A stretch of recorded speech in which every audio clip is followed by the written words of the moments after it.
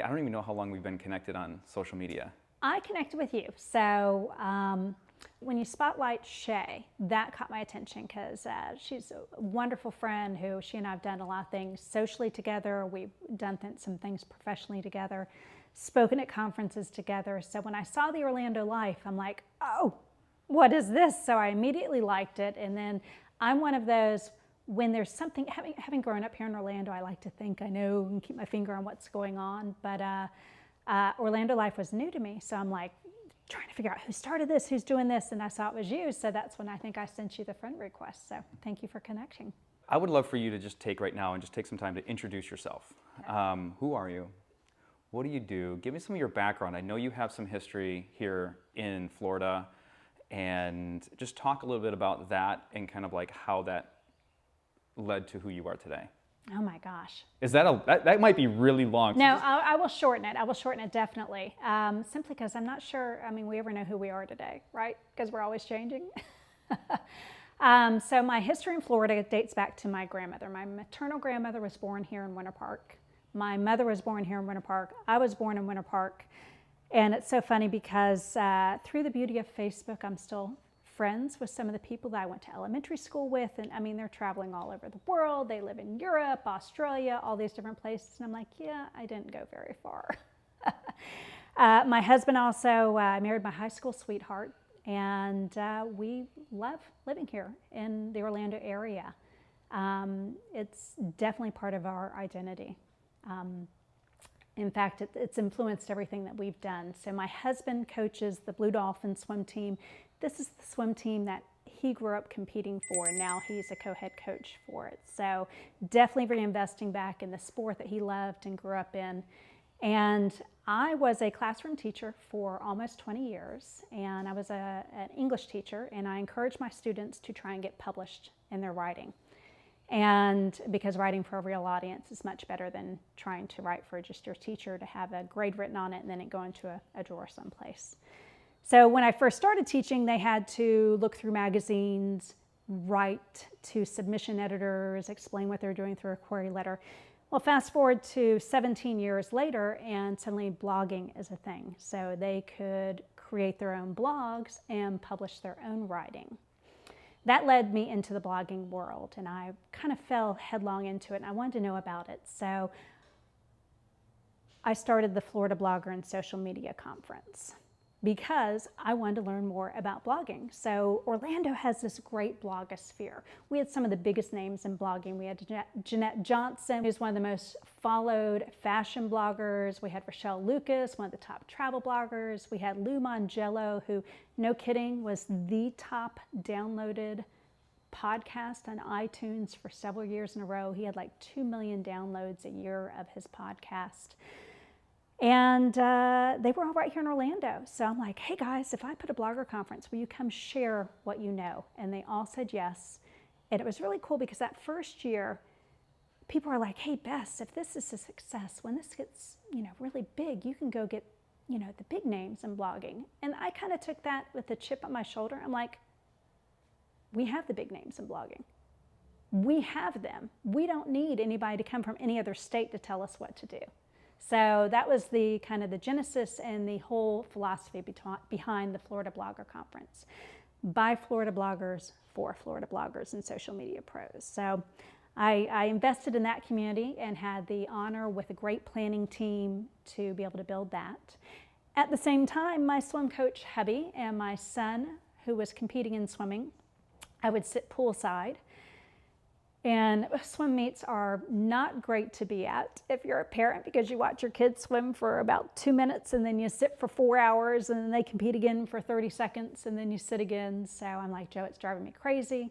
So he goes, well, you're in that blogging world. Why don't we webcast? This is back in 2009. It was called webcasting at the time, not even live streaming. So at any rate, we started live streaming swim meets.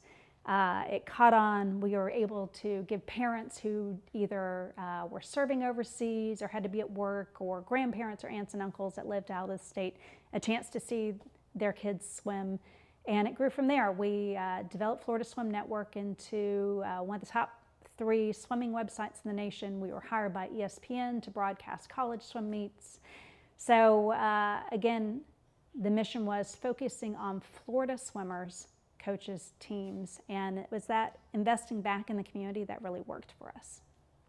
What is it about community that drives you so hard in that direction to where you want to be a community builder? Oh my gosh, I mean, community is everything. I mean, it's if you're going to live someplace, and I'm one of these. I just read yesterday about glimmers. Have you heard of glimmers? So frequently, you wake up at night, you're worried, right? You're worried about paying the bills, you're worried about a project coming up at work, you're worried about stuff, and you focus on those things. And many times we do that during our day, right? We focus on the things that are stressing us, and it makes our stomach tight and it keeps us awake at night. Well, the opposite of that is glimmers. And glimmers are the little things that give us sparks of joy. For me, it's sitting out watching my fish swim, the koi swim. I feel a visible relaxation. It's sitting in this room. I mean, as I told you, nobody knows what any of these pictures are behind me except for my family, and it means something to us, and it gives us really great joy. I just feel myself visibly relaxed when I'm here.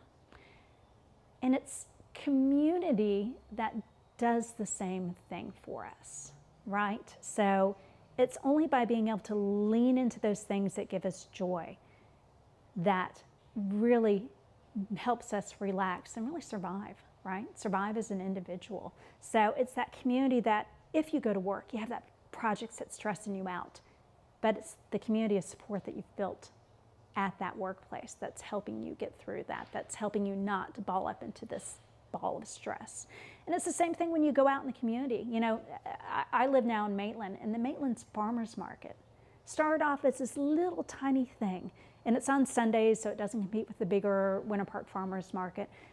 But it is such a homegrown, wonderful entity that you just are rooting for it to succeed. And my husband and I go just about every Sunday because it gives us such joy to see this little tiny Maitland kind of thriving in that way, and see the local, the cheesemaker, the honey people, all there kind of selling their stuff. It's one of those, it gives me a little glimmer. It's glimmering is what it's called. And I think community really does that for us. Orlando is going back to the comment about there's a lot of community builders here. Mm-hmm. I've noticed that there are some, it feels like they've been able to take their community building and turn their passion into something successful. And then there's others that, they do it as a passion, and that passion drives them and allows them to continue on. And there's some that really try to want to be a part of this community building, but then fizzle out.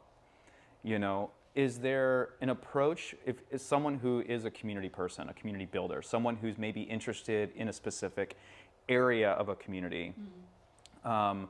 What is the best approach, would you say, to looking at it? Do you look at it through a different set of lenses of, okay, if you want to be successful at this, you have to turn this into a business?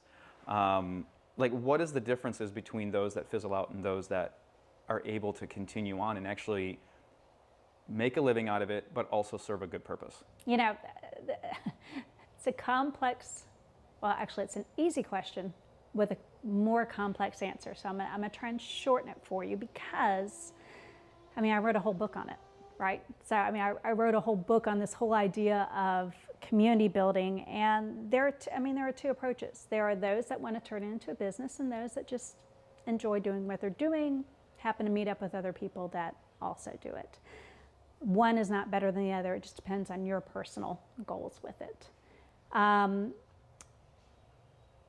First is, I talk about the different members of any community, and one of them that I really focus on is called the waiter and watcher. The waiter and watcher, if it's in your community, they like what you're doing, but they're just going to sit back and watch you do it, and if you succeed, they're going to jump on your bandwagon of success. And if you don't succeed, they're going to be like, yeah, I knew it wasn't going to work. Oftentimes, we, the community builders, fall into that. And that can mean the difference between making a business and just staying a passion. For example, if you love raising bees. We're beekeepers. And so, it might be that we are passionate about it, we have fun doing it, but we don't know if it's going to turn into a business or not. We'll see if our bees succeed before we fully invest into actually making something happen. So we're being a waiter and watcher in what we're doing, rather than actually saying, I'm going to do something. I'm going to actually fully invest into my passion and build it up. And a lot of people fall into that waiter and watcher where, yeah, it's just something fun for right now. I mean, you can hear yourself, I'm not sure what's going to turn into. Well, then it's probably not going to turn into much other than your passion. Now, on the other side, if you really want to make that community a business, if you really want to do that, you have to pay attention to three things. First one is the environment. Does it live online or in person, right? Are you having meetups? Are you out shaking hands, kissing babies? Do you have a physical brick and mortar place where they're going to come meet up? Your tiki hut. Is it someplace where you're meeting people, in which case you really need to pay attention to that environment to make it inviting to where your community really wants to be there. Same thing as online. Is your Facebook page a place where people run a bee, or do they get trolled, or is it a place of controversy? So the online environment is important. And the second one, and this is the one that people forget, is the economics of your community. Are you investing a whole lot of time? If so, your time is money. So how are you compensating yourself?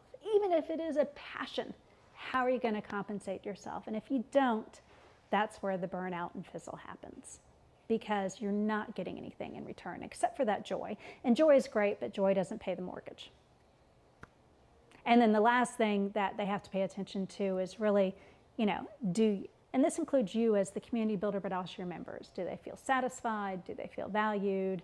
And are they walking away having been, happy with the engagement with you? So all those things apply not only to your members, but also to yourself. But that economy, oh my God, the economics. I see so many people that want to have this passion and they are just all in, but then they fizzle out because they haven't paid attention to that financial aspect. Who inspired this in you? Who is the person behind your inspiration? Oh man. There's someone that made you feel encouraged to maybe pursue community building. There's someone that maybe was a role model for you, maybe personally. I can answer that pretty easily. I have had the opportunity to have a really loving family. My parents, my mom, as I said, grew up here in Winter Park, was a teacher for 46 years, taught second grade math for 46 years. So, just seeing her dedication and doing the same thing over and over and over and over and over taught me that perseverance of not giving up, of working hard. But my dad grew up in rural Georgia, and he was a basketball coach, college basketball coach for many years before he retired. And I would see him take time to make the small talk.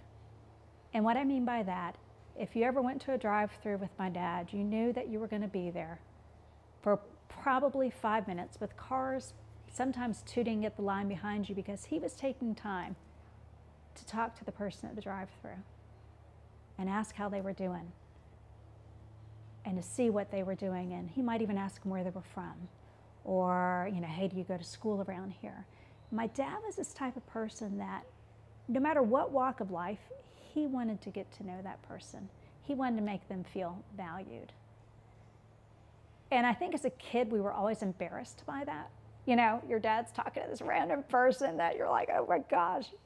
I'll never forget, he moved me into University of Florida, and he had to go down and pay for a mattress at the mattress shop. And he said, Bess, this is where you're going to go pick up your mattress. So I went down there, and oh my God, the guy at the mattress store knew my entire life story, because my dad had spent like an hour talking with them. I was so mortified. But looking back, I so cherish that he set that example to value everybody, no matter what walk of life they came from. So I think probably that fed into me wanting to create a community that is just so inclusive, no matter what walk of life you come from. Florida's a very transient place, meaning I heard for years, oh, nobody ever grew up here, nobody was born here. And I'm like, I know people that were, but we are a very international state. And I love that about us. I love welcoming people from all over. And I think it's important that communities be that welcoming thing and inclusive everybody, no matter where they're from. What is it that drives you in this? What is your personal why in all of this? You talked about how you were moved in the sports aspect, that when you saw that connection, right? Maybe it was the why that part of what you were doing existed. But then you have also the Florida BlogCon. And you have these different elements of life where you have been innovative. All of it seems to be focused on community and content of some sort.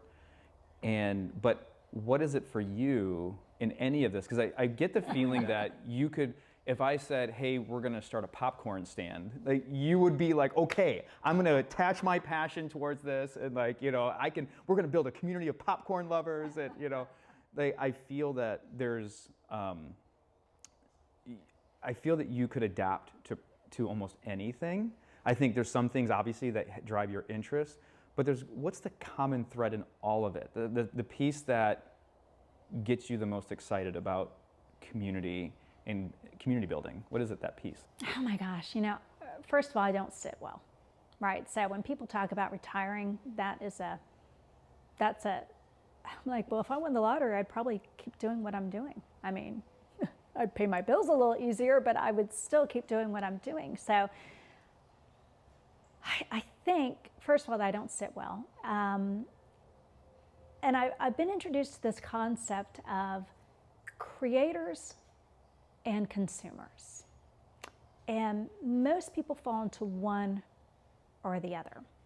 So I told you about my mom, taught school for 46 years, an avid reader. Now that she is retired, she's 82 years old, she reads a book a day probably. And so I said, Mom, I'd really love for you to write about your life, what it was like when you were growing up. She's read plenty of books. She has plenty of models out there on how to write a life story. She had no interest in doing this, zero. So I'm like, well, how about a painting class? You are artistic, you can do stuff. She can copy, stuff really well. She's like, nope. She is happy to consume her media. My son is the same way. My son is brilliant. He's this amazing graphic arts designer. I mean, just great. He's an incredible writer. I've tried to get him to do projects, even freelance web design. No, I'm good. For my husband and I, though, when we see something, we want to try and do it ourselves. I'm like, I can do that. Let me try it. So I taught myself video editing. I taught myself graphic design because I want to do it myself. I want to see what I can put a spin on it. Live streaming. Okay, how can we do this? We'll see somebody do a really cool shot. Okay, oh, that's done with a drone. By the way, there were no drones when we started out. We toyed with the idea of having one of those blow-up blimps that they have like at the Magic game. I mean, we were always looking for the next best thing to do with it. And I think we fall into that creator personality, meaning we always have to put our own spin and things out in the world. And community building allows me to do that. It allows me to have that input and have that drive and express it in that way. I feel like you just helped me define me. It's true. There are consumers and creators, and one's not better than the other. They're just different. I have a hard time not creating something different. Yep. To do something that looks just like something else, it drives me nuts. And maybe it does look like it, and I just don't see it. But like everything that I do, I overthink everything because I don't want to do it the same way as everyone else does. Yeah. Well, so I went into the Starter Studio Tech Accelerator. I don't know if you're familiar with that downtown. So I was the second class of that. I should have gone in with Florida Swim Network because I should have, but I went in with FL BlogCon instead. I was planning on kind of mimicking what Greg Pollock had done with his code school. I shouldn't have, because I was doing my own thing and it was working fine. I shouldn't have tried to mimic anybody else. But the advice they all gave me is, why aren't you going to all these blog conferences to see what they're doing? And I said, because I don't care what they're doing. I want to do my own thing. So I think it's very similar to what you're talking about. I had no desire to copy somebody else. For you, staying here in a city that is very young culturally, what was it for you that keeps you here? It's funny because you just said because Orlando is very young culturally. And that gets the chip on my shoulder saying, no, it's not. We had culture here before you guys came. Oh my gosh, I'm 52 years old. I wear that proudly. My brother passed away when I was 38, older brother, and so I never shy away from my age, but to see some of the changes that have happened since I was in high school, and my Facebook friends and I talk about the ones I went to high school with, and we bemoan the good old days while my mother, who graduated Winter Park High School in '57, bemoans her good old days, and now my son graduated in 2015, and it's been fun to see kind of the long-term perspective of how things have changed, but yet they really remain the same. Let me ask you this, one last question. Okay. How do you define the Orlando life? Okay, are you talking about your brand or No, just not the brand, not I'm the like, brand. it's Dave Vance's brand, that's how I define it. Oh my gosh. When you ask me that, I'm thinking back.